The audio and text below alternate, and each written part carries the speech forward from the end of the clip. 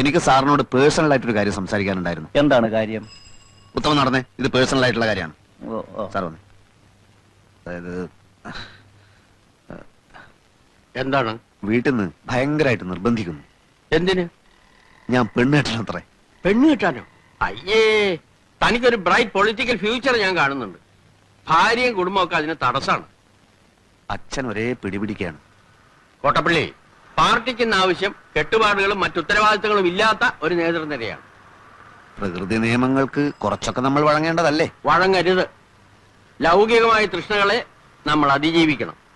മാനവരാശിയുടെ നിലനിൽപ്പ് തന്നെ കുടുംബം എന്ന എസ്റ്റാബ്ലിഷ്മെന്റിലല്ലേ? വിഡ്ഢിത്തം.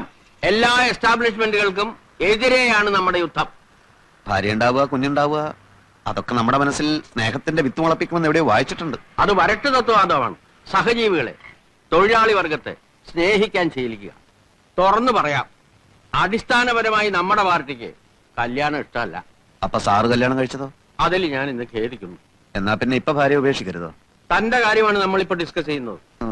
പറയുന്നതൊന്ന്, പ്രവർത്തിക്കുന്ന വേറൊന്ന്. ദൈവമില്ല, അമ്പലമില്ല എന്നൊക്കെ വിളിച്ചു പോകും. എന്നിട്ട് ആരും കാണാതെ തലയിൽ മുണ്ടും പോയിച്ച് ദൈവത്തെ തൊഴാൻ പോകും. ആര്? സാറ് തന്നെ. തൃച്ചമ്പടി അമ്പലത്തിൽ എന്നും കാലത്ത് സാറ് തൊഴാൻ പോകുന്നത് ഞാൻ കാണാറുണ്ട്. താനിതെങ്ങനെ കണ്ടു? ഞാനൊരു രഹസ്യമായിട്ട് തൊഴാൻ പോകാറുണ്ട്. എന്നാലേ ഇത് തൽക്കാലം നമ്മൾ രണ്ടുപേരും മാത്രം അറിഞ്ഞാൽ മതി. താൻ വേണേ കല്യാണം കഴിച്ചോളാം. പക്ഷെ ഒരു കാര്യത്തെ തനിക്ക് നിർബന്ധം വേണം. എന്ത്? നമ്മുടെ പാർട്ടി നയങ്ങളെയും ആദർശങ്ങളെയും ബഹുമാനിക്കുന്ന ഒരു പെൺകുട്ടിയെ വേണം കല്യാണം കഴിക്കാൻ. അത് 100% ഞാൻ ഉറപ്പ് തരുന്നു. എന്നാ ഉള്ളത്? Thank you.